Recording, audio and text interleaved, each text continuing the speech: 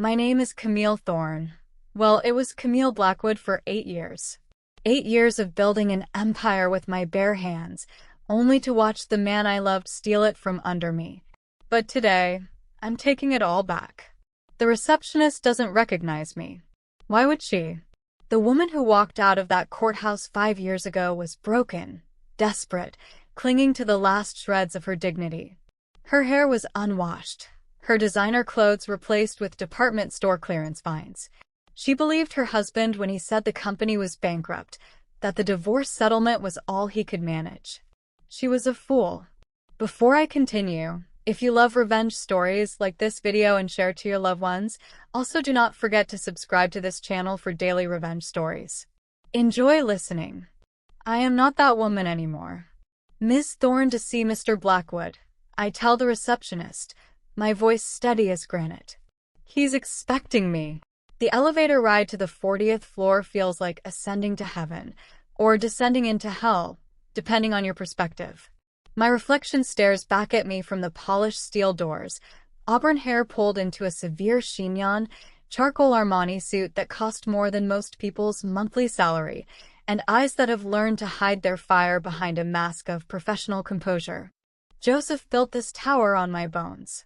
Every algorithm, every strategic partnership, every innovation that made Blackwood Industries the tech giant it is today, they all came from my mind. While he played the charming CEO, schmoozing investors and taking credit, I was the architect of our success. The irony isn't lost on me that he named the company after himself, as if he'd single-handedly created what we built together. The betrayal hadn't been sudden. It was surgical, methodical. Everything I'd taught him about strategy turned against me. First came the gradual exclusion from board meetings. Then the removal of my name from patents and proposals. Finally, the masterstroke, a carefully orchestrated financial crisis that existed only on paper, designed to justify why the divorce settlement would be embarrassingly small. I'd signed those papers with tears in my eyes, believing I was helping to save what we'd built together. He'd held my hand across the conference table, his voice breaking as he explained how the company's debts would consume everything we owned. How sorry he was. How this was the only way to protect us both from complete ruin. 3 months later, I watched from my studio apartment as he announced his engagement to Miranda Voss, a 26-year-old Stanford MBA who joined the company as a junior strategist. The same announcement revealed Blackwood Industries' miraculous recovery and their plans for a massive expansion. The same week, I found their vacation photos from the Maldives, a trip that supposedly happened during our financial crisis. That's when I stopped crying and started planning. The first year was about survival. I took a consulting job with a mid-tier firm, rebuilding my reputation from scratch. I'd been erased so thoroughly from Blackwood's history that potential employers questioned whether I'd really contributed anything meaningful. But I persevered, slowly proving my worth while watching Joseph from afar, studying his patterns, learning his weaknesses. The second year was about connections. I cultivated relationships with his competitors, his suppliers, his key investors. I became someone people trusted, someone they confided in. I learned about his expansion plans, his new ventures, his blind spots. Most importantly, I learned about the patents. In our divorce settlement, Joseph had been generous in one regard. He'd given me the rights to several worthless patents that he claimed were outdated or irrelevant. What he didn't know was that I'd designed those patents to be the foundation for next-generation technology. They were seeds I'd planted, knowing that someday they'd grow into something revolutionary. The third year was about money. I'd taken those patents and built a consulting empire around them, licensing the technology to companies across the globe.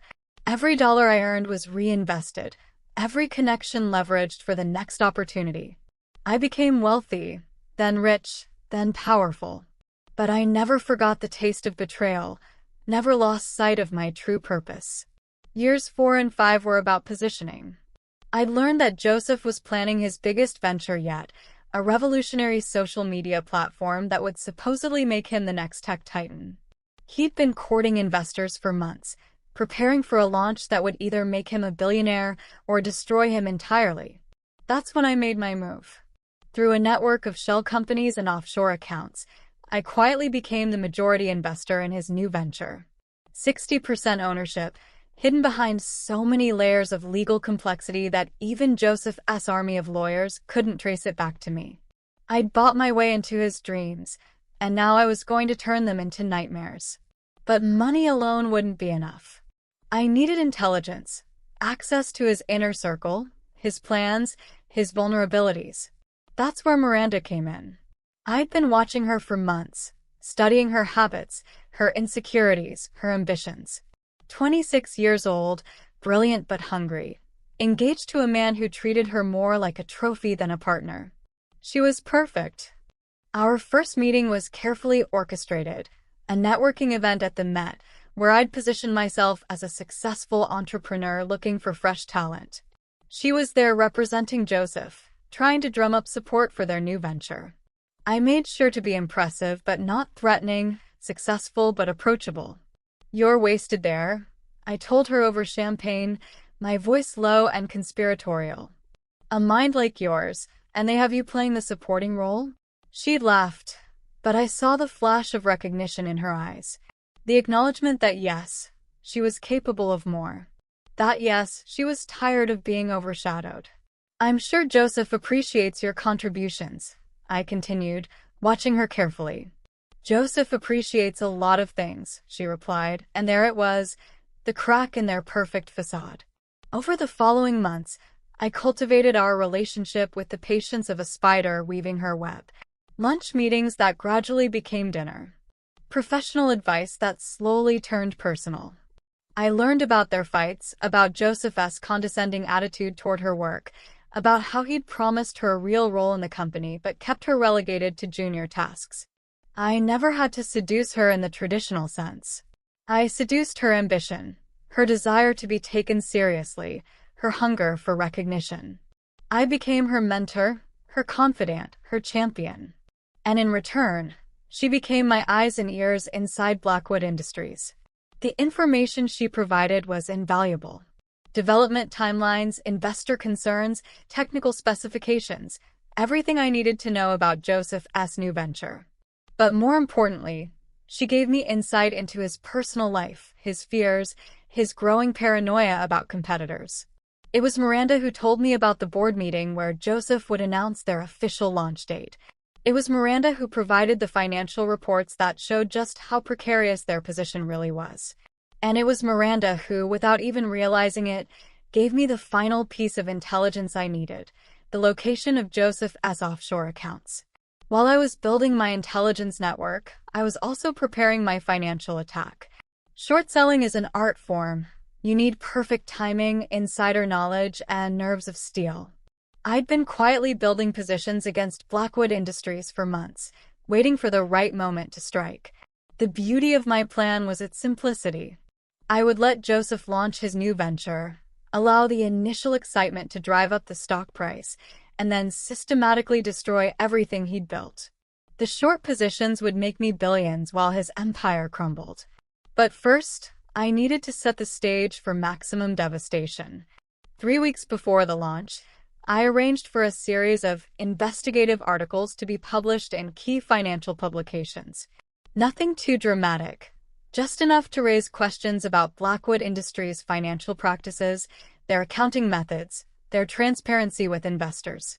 The articles were carefully sourced, professionally written, and utterly damning. The market responded exactly as I'd hoped. Stock prices began to wobble. Investors started asking harder questions, and Joseph found himself on the defensive, just as he needed to project strength and confidence. That's when I made my first direct move. I called him. "Joseph." His voice was tight with stress when he answered. "I wasn't expecting to hear from you." "Hello, Joseph. I heard about your new venture. Congratulations." A pause. "Thank you. How are you, Camille?" "I'm well." "Very well, actually. I wanted to discuss a business opportunity." "Business?" "I represent a consortium of investors who might be interested in your new platform. We're looking for promising ventures, and yours came highly recommended." I could practically hear his mind racing. He needed investors, but the last thing he wanted was to be indebted to his ex-wife. Still, desperation makes people do foolish things. I'd be happy to discuss it, he said finally. Should I have Miranda set up a meeting? Actually, I'd prefer to speak with you directly. Tonight, if possible. The Rainbow Room at 7. He agreed, of course. He had no choice. The Rainbow Room was perfect, public enough to be safe, private enough for serious conversation. I arrived early, choosing a table with a view of the city lights. From up here, Manhattan looked like a circuit board, all glowing connections and flowing power. It seemed fitting. Joseph arrived exactly on time, looking every inch the successful CEO in his tailored suit and confident stride. But I could see the strain around his eyes, the slight tremor in his hands. The pressure was getting to him. Camille. He leaned down to kiss my cheek, a gesture of casual familiarity that made my skin crawl. You look incredible. Thank you. Please sit. He ordered whiskey. Top shelf, naturally. I stuck with water. I needed to be sharp for what came next. So, he said, settling into his chair, tell me about this consortium of yours. I smiled, pulling out a leather portfolio. Actually, Joseph, I think there's been a misunderstanding. I don't represent a consortium. I am the consortium. His face went through a fascinating series of expressions: confusion, recognition, and finally, a cold understanding. What are you talking about? I'm talking about Thorn Capital, my investment firm. We've been very interested in your new venture. In fact, we've been so interested that we've acquired a significant stake in the company. That's impossible. I would have been notified. Would you? Are you familiar with all your investors, Joseph? Every shell company, every offshore account, every layer of financial complexity that modern investing requires. I slid a document across the table. This is a copy of our filing with the SEC. As you can see, Thorn Capital now owns 60% of your new venture, which makes me, essentially, your boss. He stared at the document, his face going pale. This isn't possible. My lawyers would have caught this. Your lawyers are very good, Joseph. But they're not miracle workers. And they're certainly not as good as mine. What do you want? Justice. The word came out harder than I'd intended. I want what you stole from me. I want what you owe me. I want you to understand what it feels like to lose everything you've built. He leaned back in his chair, and for the first time, I saw real fear in his eyes. Camille, what happened between us, that was different. That was personal. This is business. Everything is personal, Joseph. You taught me that when you destroyed my life for your own profit. I didn't destroy your life. You're clearly doing very well for yourself. No thanks to you. I finished my water and stood. I'll see you at the board meeting tomorrow. We have a lot to discuss. I left him there with the check and the weight of his new reality. Phase 1 was complete. The next morning, I walked into the Blackwood Industries boardroom like I owned the place. Which, technically, I did. The other board members were already assembled. Old men in expensive suits, all of them complicit in my exile 5 years ago. Their faces showed various degrees of recognition and confusion as I took my seat at the head of the table. Joseph entered last, looking haggard and defeated. He'd probably spent the night with his lawyers, trying to find a way out of the trap I'd built around him. There wasn't one. Gentlemen, I began, my voice cutting through the uncomfortable silence. I'm sure you're wondering why I'm here. Allow me to explain. I presented my documentation methodically, watching their faces as they realized the scope of what I'd accomplished. I now controlled their company's future, their expansion plans, their dreams of domination. More importantly, I controlled their jobs. As majority shareholder, I continued, I'm exercising my right to make some immediate changes to the company's direction. You can't do this, Joseph said, his voice barely controlled. This is my company. I built this. Did you? I turned to face him directly. Because according to these patent filings, the core technology your new platform depends on belongs to me. Has always belonged to me. The algorithms, the data processing methods, the security protocols, all mine. I watched the blood drain from his face as the implications sank in. Those patents were worthless. You said so yourself during the divorce. I said many things during the divorce, Joseph. Just like you did. The difference is I was planning for the future. One of the other board members, a silver-haired man named Harrison, cleared his throat. Ms. Thorne, surely we can reach some kind of accommodation. A licensing agreement, perhaps. Oh, we can absolutely reach an accommodation, I said, smiling coldly. I'm prepared to license the technology to the company for a very reasonable fee. 90% of gross revenue should cover it. That's highway robbery, Joseph sputtered. That's business. But don't worry, Joseph. I'm prepared to make you a much more generous offer. I pulled out another document, one I'd been carrying for 5 years, waiting for exactly this moment. Divorce papers, I said, sliding them across the table. I'm prepared to transfer my shares and patent rights to you immediately. All you have to do is sign these. He picked up the papers with shaking hands, scanning through them quickly. This puts all your debts in my name. Your business loans, your investment obligations, my everything. I finished. Just like you did to me 5 years ago. Except my debts are real, Joseph. Very real. And very substantial. I can't sign this. It would bankrupt me. Then I guess we're at an impasse. I stood, gathering my papers. Gentlemen, I'll be in touch with my restructuring plans. I think you'll find them quite comprehensive. As I walked toward the door, Joseph called out behind me. Camille, wait. Please. We can work something out. We can. Can what, Joseph? Go back to the way things were? Pretend the last 5 years never happened. I turned back to face him one last time. You taught me that love is a weakness, that trust is a liability, that the only thing that matters is winning. Congratulations. You created the perfect student. I left them there, trapped in their glass tower, drowning in the empire they'd built on my bones. But even as I walked away, I felt something I hadn't expected. Emptiness. The victory was complete, the revenge perfectly executed, but it didn't feel like triumph. It felt like ending. That night, I sat in my penthouse apartment, looking out at the city lights and thinking about the woman I'd become. 5 years ago, Joseph had destroyed the person I was. In response, I'd rebuilt myself into someone harder, colder, more ruthless than he'd ever been. I'd won, but at what cost? My phone buzzed. A text from Miranda. I know what you did. We need to talk. I stared at the message for a long time, wondering if I'd finally gone too far. Miranda hadn't just been a source of information. She'd been a person, someone with her own dreams and ambitions. Someone I'd manipulated and used just as callously as Joseph had used me. When we met the next morning, she was furious. You played me, she said, her voice shaking with rage. You used me to destroy the man I love. I gave you an opportunity to be valued, to be respected. That's more than Joseph ever did.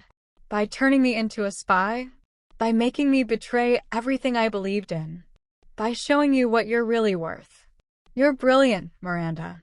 You deserve better than being Joseph's pretty accessory. She laughed bitterly. And what about what you deserve, Camille? What does this victory really give you? I didn't have an answer for that. I'd spent 5 years planning Joseph's destruction, but I'd never thought about what would come after.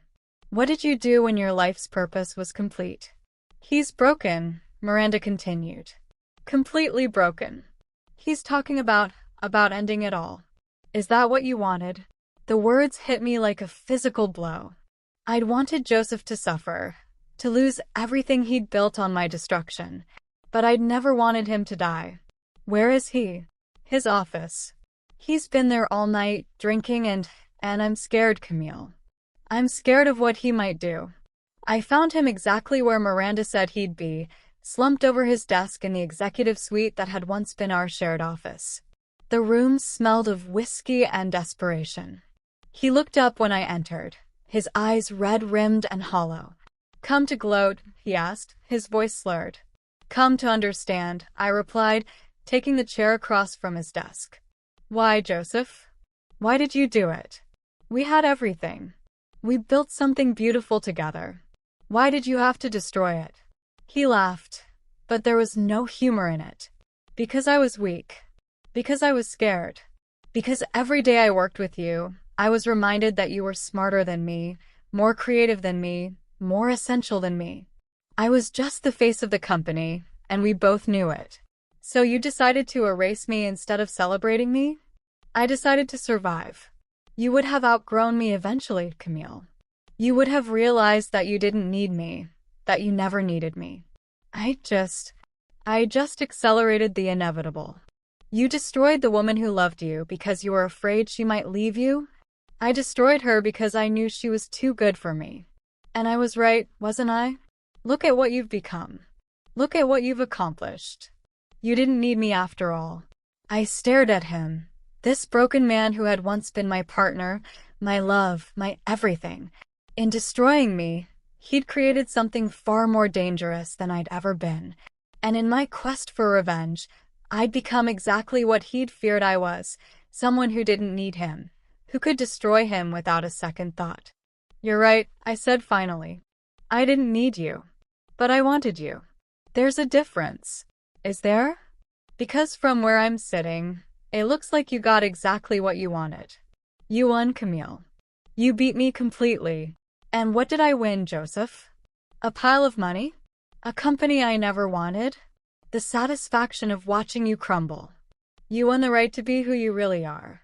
Someone who doesn't need anyone. Someone who can't be hurt. I looked at him, really looked at him, and saw something I'd missed in my fury. He was just as broken as I was. We'd destroyed each other so completely that neither of us remembered who we'd been before the war began. What if, I said slowly, what if we stopped? What if we just stopped? Stopped what?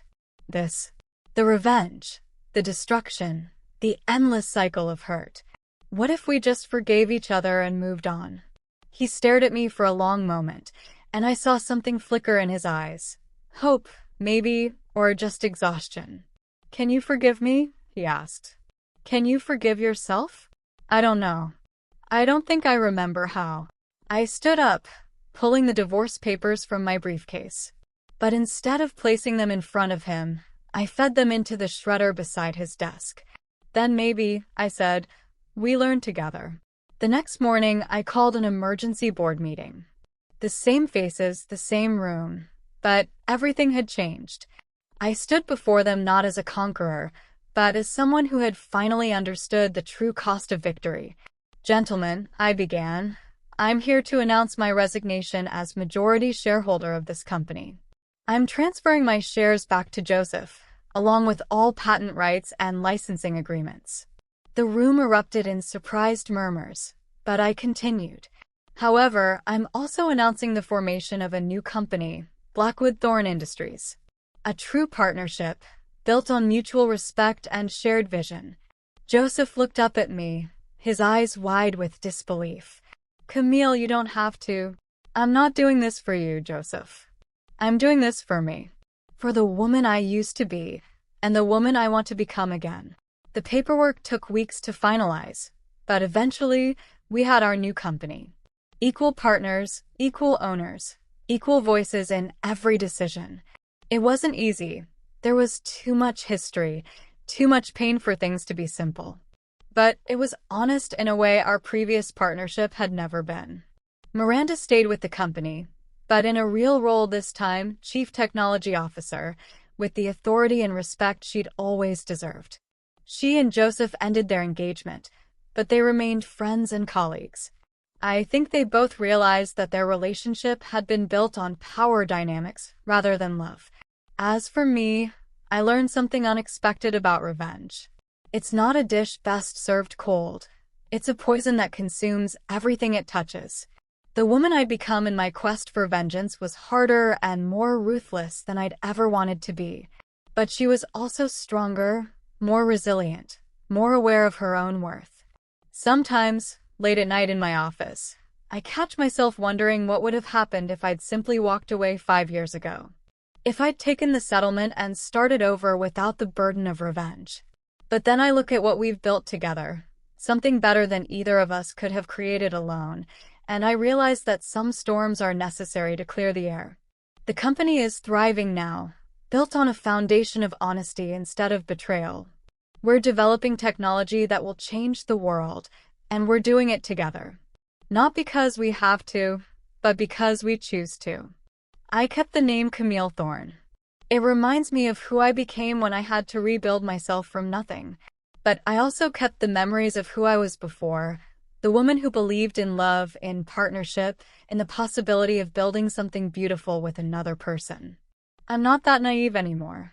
I know now that trust has to be earned, that love without respect is meaningless, that forgiveness is a choice you make every day. But I also know that revenge, no matter how perfectly executed, is ultimately hollow. The real victory wasn't in destroying Joseph. It was in refusing to let his betrayal destroy me permanently. It was in choosing to build something new instead of simply tearing down what came before. They say revenge is a dish best served cold. I prefer to think of forgiveness as a meal best shared warm, between two people who have finally learned to see each other clearly.